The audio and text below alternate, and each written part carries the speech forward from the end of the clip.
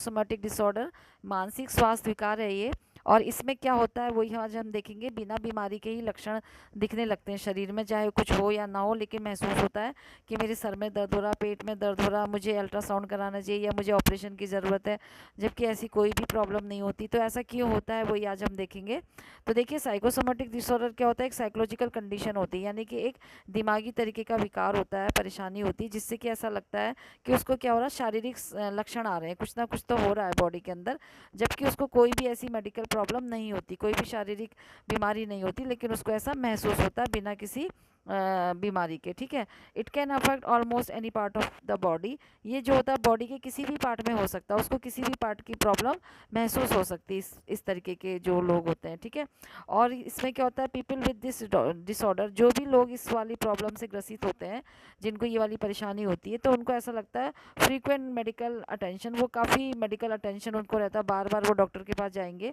और जब भी कोई ट्रीटमेंट वो कराना चाहते हैं कि मुझे ये प्रॉब्लम हो रही है, इससे छुटकारा पाना है, लेकिन उनको कोई भी बीमारी नहीं निकलती, तो उससे वो बड़े फ्रस्ट्रेटेड हो जाते हैं, चिड़चिड़े हो जाते हैं कि उनको कोई भी बीमारी नहीं निकल रही, जबकि मुझे परेशानी हो रही है। ठीक है, और behaviour therapy and stress reduction में हेल्प। ठीक है, और इसको छुटकारा पाने के लिए कुछ बिहेवियर थेरेपीज होती हैं, उसी से इसको कम कर सकते हैं ये वाली प्रॉब्लम को। ठीक है, व्हाट इज़ द साइक्लोसोम, अब ये देखते हैं कि ये होता क्या है। ये जैसे मैंने बताया दिया कि साइकोलॉजिकल कंडीशन होती है एक, यानी कि दिमागी तौर की बीमारी होती है, दिमागी तौर की परेशानी होती है, जिसमें कि कुछ शारीरिक लक्षण आने लगते हैं। ठीक है, बिना किसी मेडिकल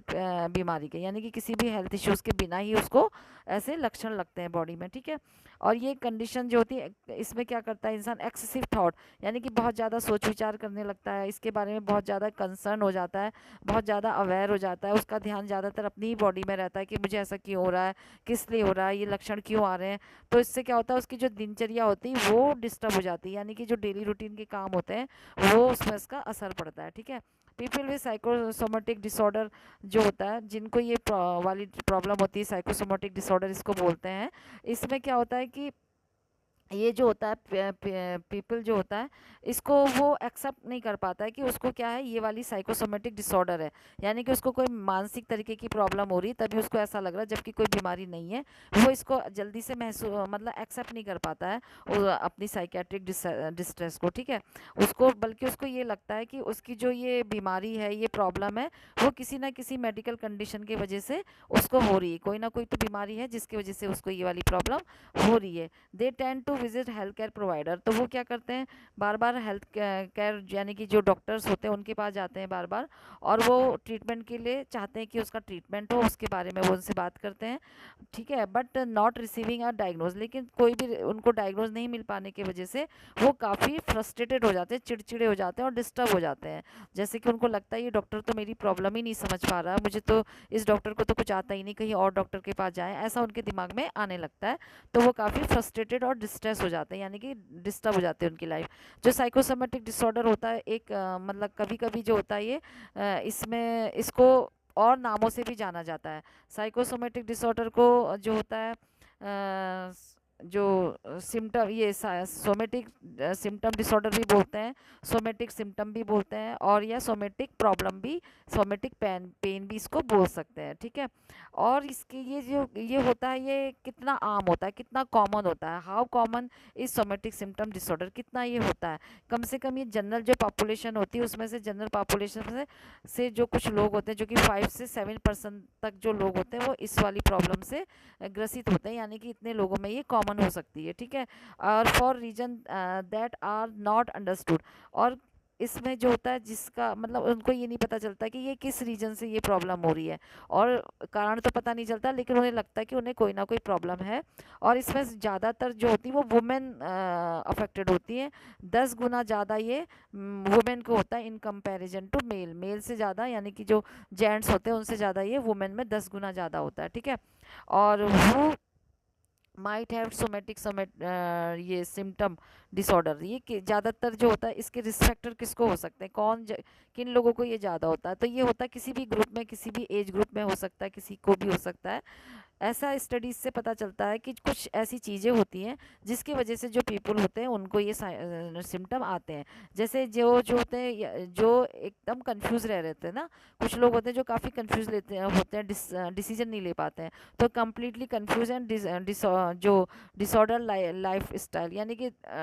डिस्टर्ब लाइफ स्टाइल होती है उनकी, कम्प्लीटली कंफ्यूज होते हैं, डिफ़िकल्टीज़ होती है उनको रिकॉग्नाइज करने में, यानी कि जल्दी से किसी को पहचानने, अपनी प्रॉब्लम को पहचानने उन्हें खुद नहीं पता चलता कि मुझे कहाँ पे हो रहा है। एक्सप्रेसिंग इस इमोशन, यानी कि वो इमोशन भी एक्सप्रेस नहीं कर पाते कि उन्हें हो कहाँ पर। कभी कभी तो लगता नहीं है कि बॉडी में कहीं तो कुछ तो हो रहा है लेकिन मैं बता नहीं पा रही पेन कहाँ पे हो रहा, या बता नहीं पा रहा हूँ, हो तो रहा है लेकिन पता नहीं चल पा रहा। इस तरीके का वो पहचान नहीं पाते, कन्फ्यूज़न में रहते हैं। और ज़्यादातर जो होता है चाइल्डहुड नेगलेक्ट, जो बच्चे जो लोग कभी चाइल्डहुड में यानी कि अपने बचपन में उनको नेगलेक्ट किया गया, उनका ध्यान ना दिया होगा और ढंग से उनकी परवरिश ना हुई, उनको ये ज़्यादा होता है। या फिर हिस्ट्री ऑफ सेक्सुअल अब्यूज़, यानी कि कुछ होते हैं जो बचपन से ही जिनके साथ सेक्सुअल अब्यूज़ होता है, ठीक से उनको हैंडल नहीं किया गया होता है, तब से उनके दिमाग में ये इम्पैक्ट पड़ जाता है, जिससे उनको ये सारी बीमारियां महसूस होने लगती हैं। और इसके अलावा कुछ और साइकोलॉजिकल कंडीशन होती है, जैसे कि डिप्रेशन हो गया। डिप्रेशन को जैसे हिंदी में अवसाद भी बोलते हैं, ठीक है। तो डिप्रेशन हो गया, पर्सनैलिटी डिसऑर्डर हो गया। पर्सनैलिटी डिसऑर्डर में जैसे कि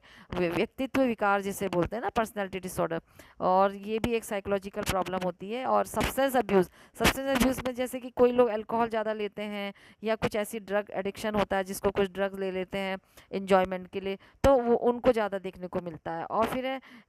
अनएम्प्लॉयमेंट, यानी कि जिनके पास कोई भी एम्प्लॉयमेंट नहीं होता, बेरोजगार लोग जो होते हैं उनमें ज़्यादा देखने को मिलता है ये वाली प्रॉब्लम, ठीक है। और how can psychosomatic disorder affect body, ये हमारी बॉडी को कैसे अफेक्ट कर सकती, कैसे इसका प्रभाव बॉडी पे पड़ता है। तो जो psychosomatic disorder can affect almost any part of the body, यानी कि जो साइकोसोमेटिक डिसऑर्डर होता है बॉडी के किसी भी पार्ट को प्रभावित कर सकता है, जिसमें कॉमन होते हैं फटीग, इंसोम्निया, और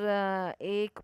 जो मतलब पेन जिसे बोलते हैं, ठीक है, यानी कि वो पेन कहीं का भी हो सकता है, मसल्स पेन हो सकता है, बॉडी पेन हो सकता है, और थकान लग सकती है, नींद नहीं आ सकती, ये वाली प्रॉब्लम हो सकती है। ब्लड प्रेशर बढ़ सकता है उनका, यानी कि उनको हाइपरटेंशन हो सकता है, ठीक है। और ट्रबल ब्रीदिंग, यानी कि उनको सांस लेने में तकलीफ हो सकती है, कभी ज़्यादा कभी तेज़ तेज़ सांसें चलेंगी, कभी सांस अच्छी से नहीं आएगी, इस तरीके से, ठीक है। और इनडाइजेशन की, खाना ठीक से नहीं पचेगा, उनको हर समय लगेगा कि उनका पेट जो है वो अपसेट है। हेडेक होगा, सर दर्द होने लग सकता है, जैसे कि माइग्रेन, जो जो 3 3 दिन तक एक साइड का पेन भी उनको ऐसा समझ में आएगा। और इरेक्टाइल डिसफंक्शन हो सकता है, यानी कि उनको जो जेंट्स लोग होते हैं उनको सेक्स में प्रॉब्लम आ सकती है, और सेक्स एक्टिविटीज़ में। और स्किन रैशेस हो सकते हैं, यानी कि उनको जो होती है स्किन की प्रॉब्लम, कुछ बीमारी, डर्मेटाइटिस वगैरह हो सकती है, और स्टमक अल्सर हो सकता है। तो ये वाली प्रॉब्लम बॉडी में देखने को मिलेंगी। इस वाली प्रॉब्लम के साथ ये वाली जो अभी मैंने बताया जिसका उनको शक रहता है वो इस तरीके का होगा, ठीक है। इसके अलावा क्या कारण होते हैं जो ये प्रॉब्लम आती है,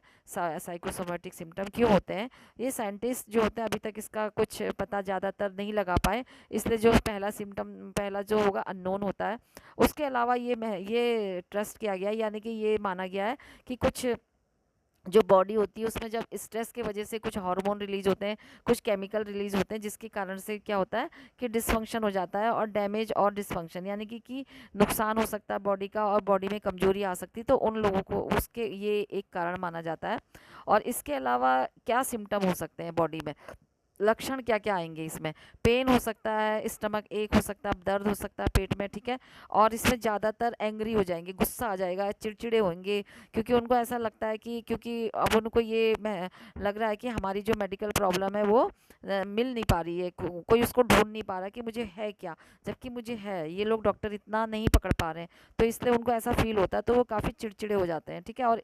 चिड़चिड़े होंगे, गुस्सा उन्हें बहुत आता है, और गेट डिप्रेस और एंजाइटी, और क्या होते हैं वो डिप्रेशन में चले जाते हैं, और वो चिड़चिड़े और चिंता उन्हें ज़्यादा होने लगती है, और वो क्या करने लगते हैं, ज़्यादातर उनके चक्कर किसके लगते हैं, डॉक्टर के पास ज़्यादा जाने लगते हैं बार बार, ठीक है। और jumping from one physician to another, यानी कि उनको अब लगता है ये डॉक्टर तो नहीं पकड़ पा रहा, तो वो दूसरे डॉक्टर के पास जाएंगे कि ये ज़्यादा अच्छी से पकड़ लेगा, फिर दूसरे, इस तरीके से वो पता लगा देते हैं, और डॉक्टर भी चेंज करते रहते हैं, ठीक है। और एक्सपीरियंस डिफ़िकल्टी फंक्शन, उसके अलावा उनको क्या होता है, उनको ऐसे लगता है कि वो अपना काम ठीक से नहीं कर पा रहे हैं, ना स्कूल का, ना सोसाइटी का, ना अपने वर्क का जो डेली यूज़ का है, तो वो अफेक्टेड हो जाता है उनका। ठीक है, अब इसका पता कैसे लगाएंगे साइकोसोमेटिक डिसऑर्डर का कि ये है कि नहीं है? तो इसमें जो हेल्थ केयर प्रोवाइडर होते हैं वो इसका डायग्नोस करने के लिए वो इन बेसिस पे इसको डायग्नोस करते हैं। एक तो वो उसकी पूरी हिस्ट्री लेंगे, पूरी मतलब पूरी उससे बात करेंगे, उसकी हिस्ट्री लेंगे, उससे उनको पता चल जाएगा कि इसके संग क्या क्या इसको होता है, किस समय होता है, कितने साल से या कितने महीनों से हो रहा है। उसका फिजिकल एग्जामिन करेंगे, यानी कि उसका बीपी वगैरह, ब्लड टेस्ट वगैरह करेंगे, ब्लड प्रेशर लेंगे, और उसकी कुछ जो सीरीज ऑफ जो नेगेटिव रिजल्ट ऑन टेस्ट, और फिर वो देखेंगे कि इसके जो टेस्ट हैं उसमें कौन से ऐसे हैं जो पॉजिटिव आ रहे हैं, जब ब्लड टेस्ट कराए कौन से ऐसे, मतलब सारे टेस्ट पॉजिटिव हैं या नेगेटिव हैं, इसका भी वो ध्यान रखेंगे। ठीक है, अब जो डायग्नोज हैं वो सोमेटिक सिम्टम के डिसऑर्डर के पर्सन मस्ट हैव, यानी कि उसको जो है क्या क्या करना चाहिए, वन और मोर। अब अभी जितने भी टेस्ट कराए थे उसके द्वारा, या जो भी फिजिकल टेस्ट किए थे, फिजिकल एग्जामिन किया था, उससे कम से कम ये जो डायग्नोस करने के लिए ये होना चाहिए कि वन और मोर सिम्टम, यानी कि उसकी बॉडी में एक या एक से ज़्यादा लक्षण होने चाहिए बॉडी में, और वो जो कि डिस्ट्रेसिंग और डिस्टर्बिंग डेली लाइफ, उसकी जो डेली लाइफ होती है वो काम नहीं कर पाएगा, उसकी हिस्ट्री में पता चलेगा डिस्टर्बिंग है, डिस्टर्बिंग लाइफ है, ये भी पता चलेगा। और उसका जो हिस्ट्री होती है वो एटलीस्ट 6 मंथ तक वो प्रॉब्लम से ग्रसित है, यानी कि 6 महीने से लगातार वो इस प्रॉब्लम से आया हुआ है, ये प्रॉब्लम उसके साथ चल रही है। और जो persistent thought, worries and anxiety about this symptom, और जो भी उसके लक्षण हो रहा है बॉडी में, इसके लिए वो कंटिन्यू क्या हो रहा है, चिंतित है, और उसको ये इसके बारे में सोच विचार चल रहे हैं। ठीक है, तो इससे भी ये सिम्टम को समझ सकते हैं कि इसको साइकोसोमेटिक डिसऑर्डर है। ठीक है, अब इसमें कुछ टेस्ट होते हैं जो साइकोसोमेटिक डिसऑर्डर में क्या कराएंगे डॉक्टर, जो हेल्थ केयर प्रोवाइडर होते हैं वो कुछ टेस्ट कराते हैं रूल आउट करने के लिए कि कोई उसको मेडिकल कंडीशन तो नहीं है, क्योंकि अब इसमें तो ये जो साइकोसोमेटिक डिसऑर्डर है इसमें तो कोई भी टेस्ट ऐसा है नहीं जिससे इसको पता कर पाए, तो मेडिकल टेस्ट ही कराने पड़ेंगे जिससे लगेगा कि सचमुच में इसको कोई प्रॉब्लम है तो नहीं। तो इसके लिए ब्लड टेस्ट कराने पड़ेंगे, ब्लड टेस्ट से पता चल जाएगा कि क्या उसको प्रॉब्लम है। ठीक है, और कुछ इमेजिंग, मतलब कि कुछ टेस्ट, एक्सरे वगैरह, जिस चीज़ का वो प्रॉब्लम बता रहा हूँ वहाँ उस पार्ट का जो है कुछ एमआरआई वगैरह, अल्ट्रासाउंड और एक्सरे करा के देखना पड़ेगा कि उस पार्ट में सचमुच में प्रॉब्लम है या वो ऐसे ही उसको फील हो रहा है। ठीक है, but when the health care provider believe that the symptom are psychosomatic, जब हेल्थ केयर प्रोवाइडर यानी कि जो डॉक्टर्स होते हैं उनको ये बिलीव हो जाता है कि ये जो सिम्टम होते हैं ये तो सब कुछ तो सब नॉर्मल आ रहा है, कुछ भी ऐसा नहीं है, तो वो क्या करेंगे, जो उसको रेफर करेंगे। Usually don't order any test, तो वो क्या करते हैं उसमें यूजुअली उसको आमतौर पे कोई भी फिर टेस्ट नहीं कराते हैं, और वो साइकोसोमेटिक वाली प्रॉब्लम है तो कोई और टेस्ट उसको नहीं कराते हैं। इसके बदले में वो ट्राई करते हैं कि उसको क्या करें, पेशेंट को उसके जो स्ट्रेस है और उसका जो उसको जो ये चिंता फिक्र से दूर करने के लिए,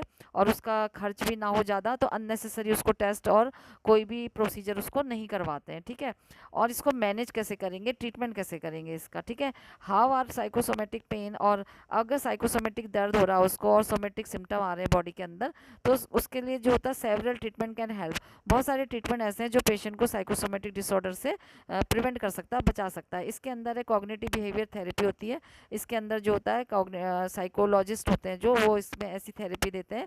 जो कि उनके जो होता है दिमाग में उनके स्किल और उसकी प्रॉब्लम को, जो भी उनकी प्रॉब्लम दिमाग में चल रही होती है उसको बाहर निकालने की कोशिश करते हैं। उनको कुछ मेडिकेशन भी देते हैं, जैसे कि एंटी डिप्रेशन मेडिकेशन जो डिप्रेशन में जा रहे होते हैं। ठीक है, जो साइकोलॉजिकली साइकियाट्रिक मेडिकेशन होती है कुछ इस तरीके से उन्हें दी जाती है। और माइंडफुल बेस थेरेपीज दी जाती हैं उसमें, जैसे कि साइकोथेरेपी वगैरह उसको दी जाएगी। और उसमें क्या होगा, रेफर टू द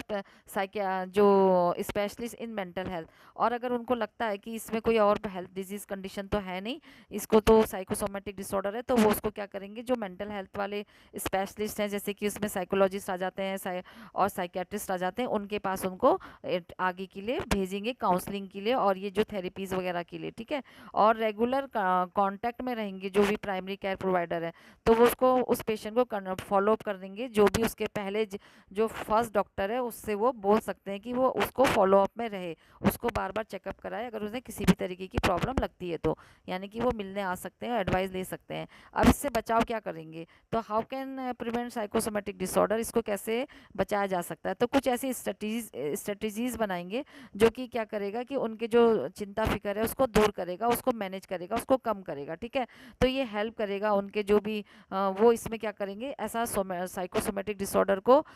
से बचने के लिए इसमें उनको कुछ ऐसी स्ट्रेटजीज सिखाई जाती, तो वो ऐसा कुछ जिससे कि सीखते हैं ऐसी स्किलफुल एक्टिविटीज़ वगैरह, जिससे उनकी ये प्रॉब्लम शॉर्ट आउट हो जाए। ठीक है, तो इसमें क्या क्या कर सकते हैं, बी रियलिस्टिक, यानी कि उनको रियलाइज़ कराना पड़ेगा कि वो क्या कर सकते हैं इसको और क्या नहीं कर सकते हैं, मतलब क्या मतलब अपने लिए कर सकते हैं। अगर ऐसा प्रॉब्लम हो रहा है तो उसको क्या करना चाहिए, अगर सर दर्द हो रहा तो क्या करना चाहिए, स्टमक पेन हो रहा तो क्या करना चाहिए और क्या नहीं करना चाहिए, उनको ये एक्सेप्ट करना पड़ेगा, रियलाइज़ करना पड़ेगा कि ये वाली मुझे हेल्थ केयर प्रॉब्लम नहीं है,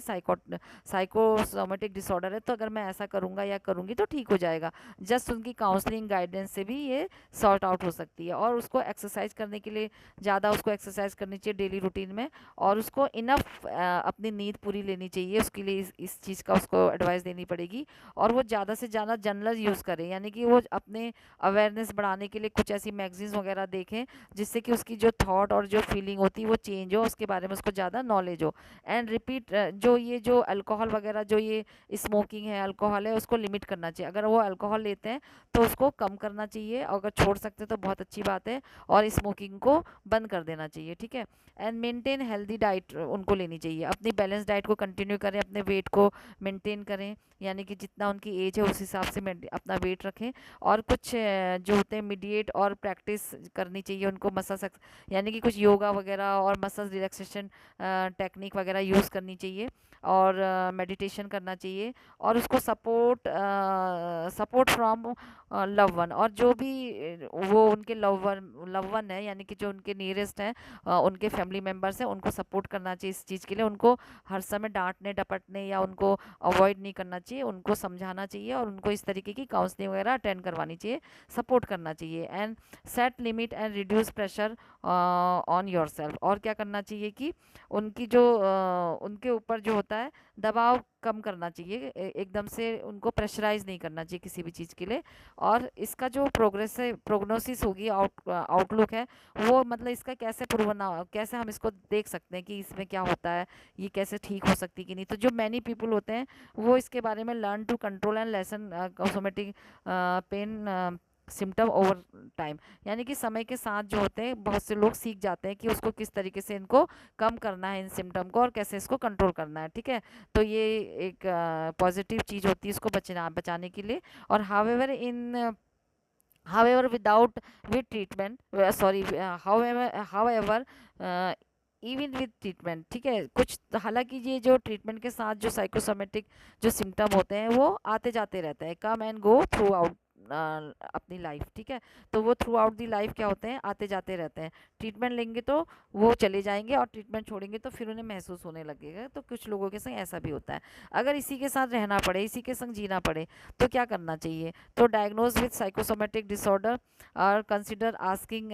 हेल्थ केयर, तो अपने डॉक्टर से कुछ क्वेश्चन और कुछ अपनी जो क्वेरीज होती हैं वो करनी चाहिए, जैसे कि उनको पूछना चाहिए कि ये सिम्टम के क्या कारण हो सकते हैं, ताकि उन कारणों से वो बचें। और उनको अपने डॉक्टर से पूछना चाहिए कि how can I relieve them, मुझे इससे कैसे रिलीव मिल पाएगा, मुझे ऐसा क्या करना चाहिए। और उन्हें पूछना चाहिए कि should I talk specialist mental, अगर उन्हें लगता है कि उन्हें ये प्रॉब्लम अभी हेल्थ में नहीं, मेरी हेल्थ केयर कंडीशन में कोई भी डॉक्टर जो है वो पकड़ नहीं पा रहे, मुझे तो कुछ भी नहीं आ रहे, सारे टेस्ट मेरे ठीक आ रहे हैं, नॉर्मल है, लेकिन मुझे फिर भी हो रहा है, तो उन्हें पूछना चाहिए क्या मुझे कोई मेंटल हेल्थ डॉक्टर के पास जाना चाहिए, साइकोलॉजिस्ट के पास जाना चाहिए, वो अपनी डॉक्टर से बात कर सकते हैं। ठीक है, when should I seek medical care, और उनको ये भी पता करना चाहिए मुझे जो है मेडिकल केयर लेनी चाहिए क्या, और how do I know I am having a emergency, अगर उन्हें ये भी पता करना चाहिए कि मुझे कोई इमरजेंसी आ सकती है तो कैसे आएगी, मुझे कैसा हो सकेगा, इमरजेंसी वाले जो सिम्टम होंगे वो क्या होंगे, कब आएगी, कैसे होगी,